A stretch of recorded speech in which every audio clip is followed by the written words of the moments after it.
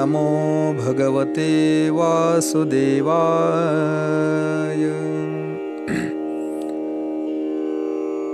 माझ्या विठोबाचा कैसा प्रेमभाव, आपणची देव होय गुरु।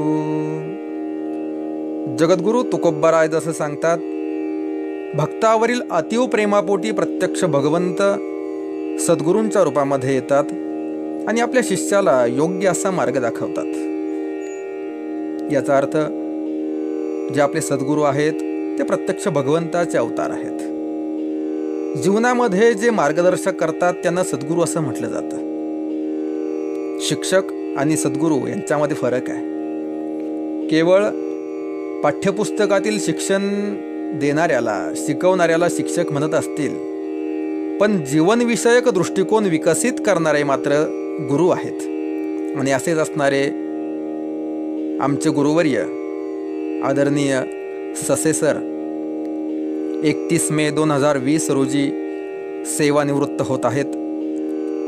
त्यांच्या या सेवानिवृत्तीच्या कार्यक्रम प्रसंगी सरांबद्दल 2 शब्द बोलण्याची संधी या निमित्ताने मिळतीये।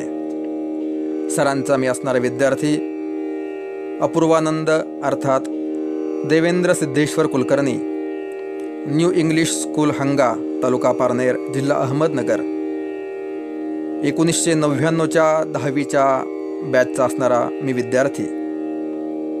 सरांचं शिक्षण आम्हाला लाभलं। इयत्ता 5वी पासूनच सरांच्या संपर्कामध्ये आम्ही आलो आणि सरांच्या व्यक्तिमत्वाने भारावून गेलो। एक शिक्षक नसून एक गुरु अर्थात जीवनाच्या प्रत्येक पैलूवरती प्रकाश टाकून त्याला विकसित करण्याची क्षमता असणारे गुरु म्हणजे ससे सर। कारण विद्यार्थ्याच्या ठिकाणी काय कमजोरी आहे आणि काय बलस्थान आहेत हे ओळखून त्याला योग्य प्रकारे शिक्षण कसं द्यायचं हे गुरुवरी निश्चितपणे जाणतात। आणि मला खात्री आहे की ह्या बाबतीमध्ये ससे सर निश्चितपणे गुरु या स्थानाला शोभणारे आहेत, याबद्दल कोणाचंच दुमत असणार नाही। शिक्षकांचा प्रभाव फक्त शाळेमध्ये असेल, आजकाल तर असंही होतं की भर वर्गामध्ये विद्यार्थी शिक्षकांना धमकी देतात, शाळेच्या बाहेर भेटा मग सांगतो।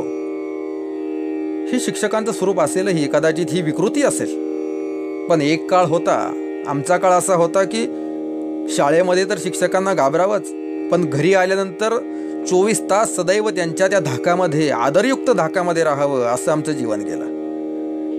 आमचं जीवन तसं समृद्ध खूप होतं या दृष्टीने की आम्हाला गुरुजनांचा धाक होता। आजच्या काळामध्ये शिक्षणाची अनेक साधनं असतील, त्या काळामध्ये एवढे साधनं नव्हते आणि खरं तर त्यांची गरजही नव्हती। याचं कारण आमचे गुरु तेवढे प्रभावी होते, त्यामुळे या बाकीच्या साधनांची किंवा या कुबड्यांची गरज भासली नाही। शाळेमध्ये जेवढं शिकवलं गेलं तेवढ्यावरती जीवनाची वाटचाल यथायोग्य पद्धतीने होत चालली आहे। हे त्या शिक्षकांचं, त्या सद्गुरूंचं असणारं मोठेपण आहे। ससे सरांबद्दल सांगायचं तर केवळ शाळेमध्ये धाक होता असं नव्हे, तर घरीसुद्धा कधी जर आम्ही लहान असताना गोट्या खेळत असू, विटीदांडू खेळत असू, क्रिकेट खेळत असू, पण सर आलेत असं नुसतं कोणी सांगितलं तरी हातातील खेळण्याचं साहित्य तिथेच टाकून सगळेजण पळून जायचे। हा सरांचा धाक होता। सरांच्या समोरून जाण्याचं सर जर लांबून जर दिसले ना, तर विद्यार्थी 100 फुटावरून अलीकडूनच रस्ता बदलायचे, कुठेतरी लपून बसायचे। अर्थात सर काही बोलत नव्हते, रागवत नव्हते। शाळेमध्ये सुद्धा घरी पाहिलेल्या गोष्टींचं शाळेमध्ये कधी वाच्यता केली नाही, पण सरांच्या नजरेमध्ये असणारा जो धाक होता तो मात्र अजूनही आठवतो। आणि हे सरांचं मोठेपण होतं। शाळेमध्ये शिकवताना सर आमच्या गावामध्ये राहायचे। अनेक वर्ष सरांचं वास्तव्य हंगा या गावी घडलं आणि त्यामुळे आमच्या आजूबाजूला सदैव सरांचं वावर असायचा। आणि सर कधी गावामध्ये दिसतील किंवा कुठे दिसतील, कोणत्या गल्लीबोळामध्ये येतील, ती सदैव मनामध्ये भीती असायची। सर आलेत आणि ससे सरांचं नाव तर अगदी दहशत निर्माण करणारं होतं। अर्थात सरांनी काही जास्त कोणाला मारलं नाही किंवा सर फार रागीट होते असंही काही नाही, पण विषय शिकवणारे होते गणित, आणि गणिताची सगळ्यांनाच भीती। जशी गणिताची भीती तशी गणिताच्या शिक्षकांची सुद्धा भीती वाटते, आणि त्यामुळे सगळेजण ससे सरांना खरोखर घाबरायचे। सर मात्र खूप प्रेमळ, शिकवताना मात्र अजिबात चेहऱ्यावरची गंभीरता ढळू दिली नाही। अगदी स्टेप बाय स्टेप जसं उत्तर काढायचं विद्यार्थी टाचणी पडेल एवढी शांतता वर्गामध्ये असायची. सरांच्या तासाला सरांना कधी छडी आणावी लागली नाही किंवा डॉक्टर टेबलवरती आपटून शांत बसा म्हणावं लागलं नाही. सरांनी फक्त वर्गामध्ये प्रवेश केला की आपोआप सगळी शांतता निर्माण व्हायची. याचं कारण असं होतं, सर प्रत्येकाला नावानिशी ओळखत होते. आजच्या काळामध्ये विद्यार्थ्यांची नावं सोडून द्या, आडनावं सुद्धा शिक्षकांना माहिती नसतात. पण तो काळ असा होता की सर आमच्या नावाला आमच्या संपूर्ण परिवाराला ओळखत होते. माझ्याच नव्हे तर आमच्या शाळेतील प्रत्येकाच्या कुटुंबाशी सरांचा संपर्क वैयक्तिकरित्या असायचा. त्यामुळे सरांपुढे काही बोलणं शक्यच नव्हतं, कारण सरांना सगळा लेखाजोखा माहिती असायचा.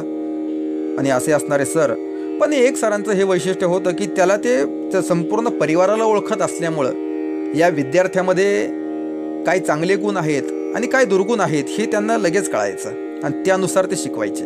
कोणाला काय येतंय त्याच्यावरती त्यांचा भर असायचा. आणि खरे सद्गुरू त्यांना जर म्हटलं जातं, जे शिष्याची पारख करतात याचा अर्थ असा की शिष्याच्या ठिकाणी असणारी जी उणीव आहे ती उणीव जाणून त्याच्यावरती मात कशी करता येईल हे शिकायचं असेल तर ते सद्गुरू, ते खरे सद्गुरू की जे आपल्याला असं शिकवतात. मला एक छोटंसं उदाहरण या निमित्ताने आठवतं. एक वयोवृद्ध असणारे शिक्षक की जे कुंगफू शिकवायचे. जपानमध्ये किंवा तिबेट वगैरे त्या परिसरामध्ये प्रसिद्ध असणारा एक मारामारीचा प्रकार कुंगफू. तर ते जुने असणारे शिक्षक कुंगफूचे वयोवृद्ध झालेले की ज्यांनी आता शिकवणं बंद केलंय. या निमित्ताने एक मी नक्की सांगू इच्छितो की खरा शिक्षक शिकवणं कधीच थांबवत नाही, सदैव त्यांचं शिकवणं चालू असतंच. सर आज सेवानिवृत्त जरी होत असतील तरी ते शासकीयदृष्ट्या किंवा औपचारिकदृष्ट्या सेवेतून निवृत्ती घेत आहेत, पण याचा अर्थ ज्ञानदानाचं त्यांनी सुरुवात केलेलं कार्य ते कधीच थांबणार नाही. सदैव ते मार्गदर्शन करणार आहेतच, कधीही तुम्ही त्यांच्याकडे जा. तर मी सांगत होतो त्या कुंगफूचे शिक्षक की ज्यांनी आता शिकवणं बंद केलंय, त्यांच्याकडे एक छोटासा विद्यार्थी आला. ज्या विद्यार्थ्याला डावा हातच नव्हता, काय तुटला असेल, मोडला असेल, डावा हात नव्हता. आला, प्रणाम केला आणि गुरूंना सांगितलं की मला कुंगफू ही कला शिकायची आहे. का रे बाबा, तुला कशाला शिकायचीस? तो म्हटला, काय ना, मला अनेक जण चिडवतात, त्रास देतात, मला एक हात नाही आणि त्यामुळे मला खूप प्रसंगांना, संकटांना सामोरं जावं लागतं. खूप जण माझी चेष्टा करतात, मला ते सहन होत नाही. मला स्वतःच्या संरक्षणासाठी कुंगफू शिकायची आहे. शिक्षक म्हणले, ठीक आहे, स्वतःच्या संरक्षणासाठीच तुला शिकावे लागेल. तुला तसं वचन द्यावं लागेल की तू या विद्येचा दुरुपयोग करणार नाहीस. तो म्हटला, दुरुपयोग काय करणार गुरुजी? माझ्यावरच एवढे संकट येत आहेत, मला माझं संरक्षण करणं महत्त्वाचं आहे, मी त्याचा निश्चितपणे दुरुपयोग करणार नाही, मी तुम्हाला वचन देतो. त्यांनी सांगितलं, दुसरी गोष्ट, मी तुला शिकवत राहील, तू शिकत राहायचं आहे, पण मला प्रतिप्रश्न करायचा नाही. सरांचा स्वभाव सुद्धा असाच आहे बरं का. सरांना प्रतिप्रश्न केलेला आवडत नाही. त्यांनी सांगितलेलं आपण ऐकून घ्यावं, शंका असतील त्या विचाराव्यात, त्याला प्रतिप्रश्न म्हणत नाही. पण उर्मटपणं बोललेलं मात्र सरांना कधीच सहन झालं नाही. सरांच्या स्वभावाची कडकता तुम्हाला सांगतो. त्यांनी सांगितलं, मी तुला जे शिकवतोय त्याच्याबद्दल तू प्रतिप्रश्न करायचा नाहीस. ठीक आहे गुरुजी, जसं तुम्ही सांगाल, मी तुम्हाला समर्पित झालोय, मला शिकवायला सुरुवात करा. ठीक आहे म्हटली, उद्यापासून ये. दुसऱ्या दिवशीपासून तो लहानगा विद्यार्थी येऊ लागला आणि त्याला ते शिकवतायत. सुरुवातीचे काही प्राथमिक गोष्टी शिकवल्यानंतर एक डाव शिकवायला त्यांनी सुरुवात केली आणि तोच डाव त्याच्याकडून ते रोज रोज घोटून घ्यायचे. त्याला वाटायचं की अजून काही डाव असतीलच ना. ते म्हटले, ठीक आहे, मला माहीत आहे तुला काय शिकवायचं आहे ते, तुला जसं तू वचन दिलंयस की तू मला प्रतिप्रश्न करणार नाहीस, त्यानुसार हे चाललंय. ठीक आहे म्हटलं गुरुजी, जशी तुम्ही सांगाल तशी शिकण्याची माझी तयारी आहे. असं म्हणून तोच डाव रोज त्याच्याकडून 3-3 तास, सकाळी 3 तास, सायंकाळी 3 तास त्याच्याकडून ते घोटून घेत होते. 3-4 वर्ष झाले. त्यांच्या मनामध्ये, त्या विद्यार्थ्याच्या मनामध्ये प्रश्न पडायचा की गुरुजी मला पुढचं का शिकवत नसतील. पण गुरूंना वचन दिलंय आणि गुरूंवरती असणारा विश्वास दृढ आहे की ह्या डावामध्ये माझं भलं आहे. आणि कर्मधर्म संयोगाने त्या परिसरामध्ये एक दिवस स्पर्धा भरली की कुंगफूमध्ये कोण विजेता होऊ शकतो. आणि परिसरातील नव्हे तर अगदी दूरदूरच्या अनेक मल्लांना निमंत्रण दिलं गेलं, ज्यांनी यावं, कला सादर करावी आणि जो कोणी विजेता ठरेल त्याच्याकरता भले मोठं बक्षीस जाहीर केलं गेलं. याने गुरूंना विचारलं, गुरुजी मी त्या स्पर्धेमध्ये भाग घेऊ शकेल का? गुरुजी म्हटले, अगदी निश्चितपणे, तुला मी तेवढं तयार केलं आहे. पण मग गुरुजी त्या ठिकाणी तर माझ्यापेक्षा बलवान विद्यार्थी असतील, मोठे असतील, किंवा मला तर एक हात नाही आहे आणि मग मी कसा भाग घेऊ शकेल. गुरुजी म्हटले तू बिनधास्तपणे जा, मी तुझ्या पाठीशी आहे, गुरूंचे आशीर्वाद तुझ्या पाठीशी आहेत, तू चिंता करू नकोस. तो विद्यार्थी गेल्यानंतर सगळे पाहून त्याला हसू लागले. अरे एक हात नसलेला विद्यार्थी स्पर्धेत भाग घेतोय म्हणजे काय. पण ठीक आहे, त्याला जसं त्या मैदानामध्ये उतरवलं, पहिले 1-2 राऊंड तर तो सहजपणे पार करत गेला. सगळ्यांना आश्चर्य वाटू लागलं, एक हात नसलेला हा विद्यार्थी आणि अगदी सहजपणे प्रतिस्पर्ध्यावरती मात करतोय. सगळ्यांना आश्चर्य वाटत होतं. आश्चर्याची गोष्ट म्हणजे ज्यांच्या समोर स्पर्धा झाल्या प्रत्येकाला त्याने नेस्तनाबूत केलं आणि अगदी अंतिम फेरीपर्यंत तो पोहोचला. जसा तो अंतिम फेरीमध्ये एकीकडून पोहोचला, तिकडून प्रतिस्पर्धी म्हणून जो अंतिम फेरीमध्ये आला होता तो याच्यापेक्षा जवळपास वयाने दुप्पट, तब्येतीने सुद्धा दुप्पट असा असणारा एक बलिष्ठ शिष्य समोर आला होता. योगायोगाने तो जो शिष्य आहे तो शिष्य सुद्धा याच गुरूंकडे शिकलेला होता. 2 गुरुबंधू एकमेकासमोर लढण्याकरता उभे ठाकले होते, पण दोघांमध्ये कमालीचं अंतर होतं. एक बलवान होता, शरीरात सामर्थ्य संपन्न असणारा आणि संपूर्ण शरीर साबूत असणारा असा, वयानेही मोठा, आणि एक त्याच्यासमोर असणारा किरकोळ तब्येतीचा, बालवयामध्ये असणारा, एक हात नसलेला.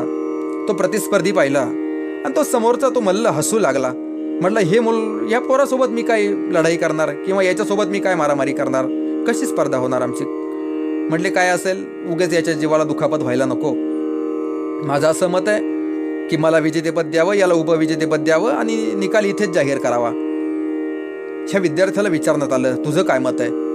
तुझ्या समोर एवढा मोठा बलवान मल्ल आहे आणि त्याच्यासमोर तू टिकू शकशील. त्यांनी सांगितलं, हे पहा, हरलो तरी पण मी उपविजेता आहेच आहे, मग मी लढण्याकरता माघार घेणार नाही. माझ्या गुरूंनी जे मला शिकवलंय ते मला सादर करायचं आहे. गुरूंना मी वचन दिलंय की मी मागे हटणार नाही आणि त्या प्रकारे मला याच्यासोबत खेळण्याची इच्छा आहे. सगळे लोक श्वास रोखून ऐकत होते. इतका छोटा बालक एवढ्या मोठ्या मल्लाला आव्हान देतोय म्हणजे काय. तुडुंब गर्दी जमली आणि तो विशेष सामना पाहण्याकरता लांब लांबून लोक आले. त्यातले जाणकार सगळे तिथे होते. काय होणार, सगळ्यांची उत्सुकता शिगेला पोहोचली आणि जशी त्या दोघांची लढाई सुरू झाली आणि त्या लढाईच्या नियमानुसार जे काही असतील ते एकमेकाला पाडण्याचा प्रयत्न करत होते किंवा पॉईंट मिळवण्याचा प्रयत्न करत होते आणि बराच वेळ त्यांच्यामध्ये चाललेलं ते युद्ध. तो जो मोठा मल्ल होता तो याच्यासमोर घामाघूम होत होता. त्याला काही करता येत नव्हतं. हा बालक त्याला भारी भरत होता, हे बाकीच्यांनाही जाणवलं. हळूहळू त्या मल्लाच्या चेहऱ्यावरती एक नाराजी दिसू लागली की छोटासा बालक पण आपल्या आटोक्यामध्ये येत नाही, काय करावं. आणि त्यांची ती लढाई अव्याहतपणे चालू होती. काही क्षण त्याच्यामध्ये गेले. एक क्षण असा आला की त्या बालकाने त्या मल्लाला उचलून थेट मैदानाच्या बाहेर फेकून दिलं आणि चितपट करून टाकलं. सगळ्या लोकांनी अगदी टाळ्यांचा गजर केला, जय जयकार केला. त्या बालकाला खांद्यावरती उचलून घेतलं. अतिशय मोठा आनंद. एवढ्या मोठ्या मल्लाला हात नसलेल्या छोट्याशा बालकाने हरवलं म्हणजे काय. सगळ्यांना अतिशय आनंद वाटला. त्या मल्लाकडे गेले, म्हटले काय झालं. तो म्हटला मलाही कळलं नाही, पण त्याच्या डावाला मी बळी पडलो, मी त्याच्या पुढे हतबल झालो, हरलो, मी पराजय कबूल करतो. त्याने प्रामाणिकपणे पराजय कबूल केला. जे काही बक्षीस असेल ते बक्षीस त्या बालकाला मिळालं. ते बक्षीस घेऊन तो बालक आपल्या गुरूंकडे आला, त्यांच्या चरणांजवळ ठेवलं आणि सांगितलं, गुरुजी तुम्ही शिकवल्याप्रमाणे मी तिथे गेलो, तुम्ही सांगितल्याप्रमाणे गेल्यानंतर स्पर्धेमध्ये उतरलो, अगदी अंतिम फेरीपर्यंत गेलो, अंतिम फेरीसुद्धा मी पूर्ण केली आणि हे बक्षीस, ते विजेतेपद मला मिळालंय आणि हे सगळं श्रेय जर काही असेल तर ते फक्त तुमचं आहे. त्यांच्या चरणावरती ते समर्पित केलं. सद्गुरूंना आनंद वाटला. म्हटले हे बघ, तू जे हे बक्षीस मिळवलंस याच्या मागे 2 गोष्टी आहेत. एक तर मी सांगितल्याप्रमाणे तू माझं वचन पाळलंस, माघार घ्यायची नाही, लढत राहायचं, हे तुम्हाला दिलं वचन तू पाळलंस. आणि दुसरी गोष्ट, न कंटाळता मी सांगितलेल्या एकाच डावाचा तू सराव करत गेलास, तो डाव तुझ्याकरता सिद्ध झाला. तो म्हटला, गुरुजी मला एक प्रश्न आहे. म्हणले काय. जो माझ्यासमोर लढणारा जो योद्धा होता तोही तुमच्याकडेच शिकलेला होता. तुम्ही सगळ्यांना सगळी विद्या दिली आणि मग मला एक सांगा की असं जर असेल की तोही तुमच्याकडे शिकला आहे, माझ्यापेक्षा वयाने दुप्पट आहे, तब्येतीने पण मोठा आहे, आणि तरीसुद्धा मी त्याला भारी कसा भरलो, मला हे कोडं उलगडलं नाही. त्यांनी सांगितलं, हे बघ, पहिली गोष्ट, तू माझ्यावरती पूर्णपणे विश्वास ठेवलास आणि तू मला शरण आला. मी तुझी ओळखली की तुला एक हात नाही आहे, की तुझी उणीव मी ओळखली. हे बघ, मी तुला जो डाव शिकवला तो डाव तू जवळपास 3 वर्षापर्यंत रोज 3-3 तास तू त्या डावाची प्रॅक्टिस करत होतास. तो डाव तुझा सिद्ध झाला. मग त्यांनी विचारलं हा डाव त्याला पण येत असेल? ते म्हटले बरोबर आहे. हे बघ, ही जी कला आहे, ह्या कलेमध्ये प्रत्येक डावाला एक प्रतिडाव असा असतो. हा डाव जर टाकला तर तो डाव पलटवून लावण्याकरता एक प्रतिडाव असतो आणि त्या प्रतिडावाने तो डाव पलटून टाकता येतो. बरं, मग मी तुला असा डाव शिकवला की ज्याचा प्रतिडाव असा आहे की ज्याच्यामध्ये समोरच्या प्रतिस्पर्ध्याचा डावा हात पकडावा लागतो. मी तुला तोच डाव शिकवला की ज्याच्या प्रतिडावामध्ये डावा हात पकडावा लागतो आणि तुझ्या समोर असणारा जो योद्धा आहे, तू जो डाव टाकत होतास त्याचा प्रतिडाव त्यालाही माहीत होता, पण त्या प्रतिडावामध्ये तुझा डावा हात त्याला पकडायचा होता आणि नेमका तुला डावा हात नसल्यामुळे त्याला तो प्रतिडाव टाकता आला नाही आणि पर्यायाने तो रणांगणाच्या बाहेर फेकला गेला, चितपट झाला, तुझ्या पुढे त्याचा पराजय झाला. याचं कारण तुझ्यामध्ये असणारी जी उणीव आहे तीच तुझं बलस्थान बनली आणि त्यामुळेच तू आज विजेतेपदाचा त्या ठिकाणी तू मिळवलायस. हे सांगितल्यानंतर त्याच्या डोळ्यात अश्रू आले. खरंच गुरुजी, धन्य आहात तुम्ही गुरुजी. गुरुवर्य या शब्दाला निश्चितपणे साजेसं तुमचं वर्तन आहे आणि मला वाटतं की ससे सरांनी ह्याच पद्धतीने प्रत्येकाला शिकवलं. सगळेजण काही हुशार नसतात, प्रत्येकाची काही बलस्थानं असतात, काही मर्मस्थानं असतात, काही त्याच्या ठिकाणी असणाऱ्या उणीवा असतात. त्या उणीवा कशा दूर करता येतील आणि त्यानुसार याला कसा तयार करता येईल हे सरांनी चांगल्यापैकी जाणलं आणि त्याला त्याच पद्धतीने तू एवढेच गणितं सोडव, तू याच्यापेक्षा जास्त गणितं सोडवण्याच्या भानगडीत पडू नकोस, तू निश्चितपणे पास होशील. मी स्वतः ऐकलंय. प्रत्येकाला ते त्या पद्धतीने सांगायचे. तुला हे येतंय ना, तू ह्या गोष्टींवरती लक्ष केंद्रित कर, तुला जे येतंय त्याच्यावरतीच तू जास्त लक्ष केंद्रित कर, तुला बाकीच्या गोष्टी पाहण्याची गरज नाही. आणि प्रत्येकाला त्या पद्धतीने व्यक्तिगतरित्या ओळखून त्याला शिकवणं ही ससे सरांची असणारी खासियत. आणि त्यामुळे खरं तर ससे सरांनी घडवलेले अनेक विद्यार्थी, अनेक ठिकाणी सरांची सर्व्हिस झाली असेल, अनेक विद्यार्थी त्यांच्या हातून घडले असतीलही. निश्चितपणे प्रत्येकजण आपल्या जीवनामध्ये यशस्वी झाला असेल त्याचं श्रेय तो सरांना निश्चितपणे देईलही. परंतु हंगा या गावाबद्दल जर बोलायचं म्हटलं तर सरांनी जे गणित शिकवलं ते गणित प्रात्यक्षिकरित्यामध्ये ज्याने उतरवलं असा एक विद्यार्थी सरांचा आहे. मला सांगायला निश्चितपणे अभिमान वाटेल. संपूर्ण महाराष्ट्रामध्ये ज्यांचं नाव आहे ते असणारे हंगा गावचे सुपुत्र आणि आत्ताचे असणारे आमदार आदरणीय निलेशजी लंके. मी तर म्हणेल की सरांनी शिकवलेलं बेरजेचं राजकारण त्यांना जमलं आणि म्हणून ते त्या पदापर्यंत पोहोचले. बेरीज शेवटी आमदार व्हायचं म्हणजे बेरजेचं राजकारण ज्याला आलं त्याला आमदार होता आलं. आणि हे गणित जर कोणी शिकवलं असेल तर हे गणित शिकवलंय ससे सरांनी. सरांचा एक आदर्श विद्यार्थी मी ज्यांना म्हणू शकेल की जीवनामध्ये यशस्वी ठरलेला व्यक्ती. सरांना हे श्रेय मी निश्चितपणे सरांना देईल. सरांनी जे शिकवलं गणित, बीजगणित आणि भूमिती शिकवण्यासाठी सर आम्हाला होते आणि सरांनी जे मला शिकवलं त्यातली एक गोष्ट मी सांगून या ठिकाणी थांबणार आहे. सरांनी आम्हाला शिकवलंय त्रिकोण आणि वर्तुळ. खरं तर ह्या बेसिक संकल्पना त्रिकोण आणि वर्तुळ हे सुरुवातीपासूनच भूमितीमध्ये शिकवलं जातं, किंबहुना त्या गोष्टी मान्य करूनच पुढे जावं लागतं. प्रत्येकाला ह्या गोष्टी याव्या लागतात. मला या त्रिकोणाबद्दल सांगायचं आहे, ह्या वर्तुळाबद्दल सांगायचं आहे. खरं तर सरांची माझ्याकडून फार अपेक्षा असेल की मी मेडिकल किंवा इंजिनिअरिंगला जाईल आणि एखाद्या पदावरती कार्यरत वगैरे होईल, परंतु भगवंताची काही इच्छा असेल माहीत नाही. मी मात्र भागवत कथाकार झालो, कीर्तनकार झालो. कदाचित सरांचा मी एखादा एकमेव विद्यार्थी असेल की जो भागवत कथा करणार आहे, कीर्तन करणार आहे. अजून जर असतील तर मला माहीत नाही, पण माझ्या माहितीमध्ये मात्र मी एकटाच आहे. तर सरांनी शिकवलेला हा विद्यार्थी. आणि अजून एक गोष्ट की सरांनी शिकवलेला विद्यार्थी नर्मदा परिक्रमा करून आला आणि याचं श्रेयसुद्धा मी सरांना देईल. 2 वेळेस माझी नर्मदा परिक्रमा झाली, ती सरांच्या आशीर्वादाने झाली. हे द्यायला मला अजिबात संकोच वाटणार नाही. मी सांगत होतो त्रिकोण आणि वर्तुळ. तर त्रिकोण प्रत्येकाच्या जीवनामध्ये आहे, प्रत्येकाच्या जीवनामध्ये त्रिकोण आहे. हे जे भूमितीचे किंवा गणिताचे सिद्धांत आहेत ना, हे केवळ पुस्तकापुरते मर्यादित नसून आपल्या वैयक्तिक जीवनामध्ये सुद्धा त्यांचा उपयोग होतो हे मला सांगायचं आहे. मला जे जाणवलं ते मी तुमच्यापुढे मांडण्याचा प्रयत्न करतोय. त्रिकोण आहे आपल्या जीवनामध्ये, त्रिकोण आहे. आपले आईवडील, आपण आणि आपला पुढचा परिवार, आपले मुलं वगैरे, हे असणारे हे 3 कोण आहेत. ज्याला हे 3 कोणांमध्ये समरूपता साधता आली त्याचा त्रिकोण चांगला झाला. म्हणजे कसं, तुम्ही तुमच्या आईवडिलांना जर प्रेम देत असाल तर जेवढं प्रेम आईवडिलांना देताय तेवढंच प्रेम तुम्ही तुमच्या मुलांना द्या. जेवढं प्रेम मुलांना देताय तेवढंच प्रेम आईवडिलांना द्या. आणि हे जर दोन कोण तुम्हाला जर साधता आले तर तुमच्या मुलांमध्ये आणि तुमच्या आईवडिलांमध्ये आपोआप तिसरा कोण तयार होईल. त्यांचंही त्यांच्यावरती तेवढंच प्रेम असेल. तुम्ही जर समभुज असाल, तुम्ही दोघांनाही सारख्याच अंतरावर जर ठेवत असाल, आईवडील जेवढ्या अंतरावरती आहेत तेवढ्याच अंतरावरती जर तुमचे मुलं असतील, किंवा मुलं जेवढ्या अंतरावरती आहेत तेवढ्याच अंतरावरती तुमचे आईवडील असतील, तेवढ्याच प्रेमाच्या अंतरावरती आईवडील असतील, तर निश्चितपणे तुमचा त्रिकोण पूर्ण व्हायला वेळ लागणार नाही. तो समभुज त्रिकोण असेल, ते प्रेमाचा असणारा तो त्रिकोण आहे. त्याचे तीनही बाजू सारख्या आहेत, त्याचे तीनही कोण सारखे आहेत, असा असणारा हा त्रिकोण. आणि हे झालं तुमचं कुटुंबाबद्दलचं. याच्या पुढे मी सांगेल वर्तुळ. जर तुम्हाला लिडरशिप करायची असेल, नेतृत्व करायचं असेल, तर तुम्ही मध्यभागी उभे राहून सगळ्यांशी समान व्यवहार करा. सगळ्यांशी समान व्यवहार केला की आपोआप तुमच्या भोवती एक वर्तुळ रेखाटलं जाईल. तुम्ही त्याच्या केंद्रस्थानी उभे असाल, आणि तुम्ही केंद्रस्थानी असताना सगळ्यांशी समान व्यवहार जर केला तर आपोआप जे तयार होतं त्याला वर्तुळ असं म्हणतात. वर्तुळाचा प्रत्येक बिंदू हा केंद्रापासून समान अंतरावरती असतो. आणि आपल्या जीवनामध्ये जर आपण सगळ्या व्यक्तींना समान अंतरावरती तेवढीच प्रेमाची वागणूक दिली तर तुम्ही निश्चितपणे केंद्रस्थानी याल, आणि केंद्रस्थानी येऊन तुम्ही त्यांचं नेतृत्व करू शकाल. हा नेतृत्व गुण जर विकसित करायचा असेल, सगळ्यांना समान अंतरावरती ठेवा. ही जीवनामध्ये असणारं वर्तुळ आहे. याच्याही पुढे असणारी गोष्ट तुम्हाला सांगतो.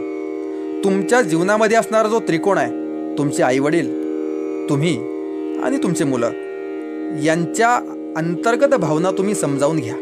त्यांच्या प्रत्येकाचे मन जपण्याचा प्रयत्न करा, आणि त्यातून जे प्रेमाचं वर्तुळ निर्माण होईल तेच तुमचं अंतरस्पर्शी वर्तुळ आहे. याच्या पुढे तुम्ही, तुमचा परिवार आणि तुमचा देश, ह्या तिघांमध्ये निर्माण होणारा जो त्रिकोण आहे, हा जो त्रिकोण ह्या तिघांच्याही भल्याचा विचार जर करत तुम्ही जाल, आणि तुमचा स्वतःचा विकास असेल, तुमच्या कुटुंबाचा विकास असेल आणि तुमच्या देशाचा विकास, ह्या तिन्ही गोष्टी जर तुम्ही समान अंतरावरती ठेवून जर वाटचाल करत असाल तर ते बाह्यस्पर्शी वर्तुळ असेल.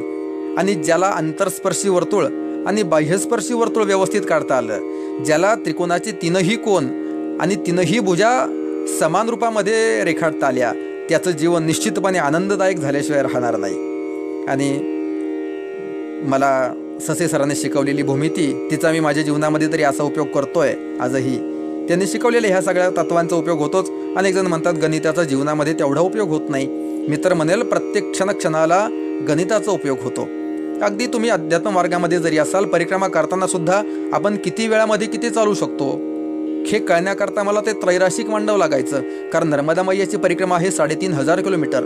ती आपल्याला किती दिवसांमध्ये पूर्ण करायची, आणि एवढ्या दिवसांमध्ये पायी चालण्याकरता आपल्याला पायी चालण्याचं स्पीड किती ठेवायचं, आपण किती अंतरावर जाऊ शकतो, हे सगळं पाहण्याकरता जे त्रैराशिक मांडलं जायचं, त्यावेळेला सरांची आठवण आल्याशिवाय राहत नव्हती. सांगायचा मुद्दा हाच. किंवा भागवत कथा करताना असेल, अगदी निमिष, त्रुटी, हे जे परिमाणं आहेत, या परिमाणांपासून युगाची गणना करण्यापर्यंत जे विशालकाय गणित आहेत, हे गणित सोडवताना माझा गणित विषय पक्का केला तो सरांनी, आणि त्यावेळेला तो विषय मला आजही उपयुक्त ठरतो.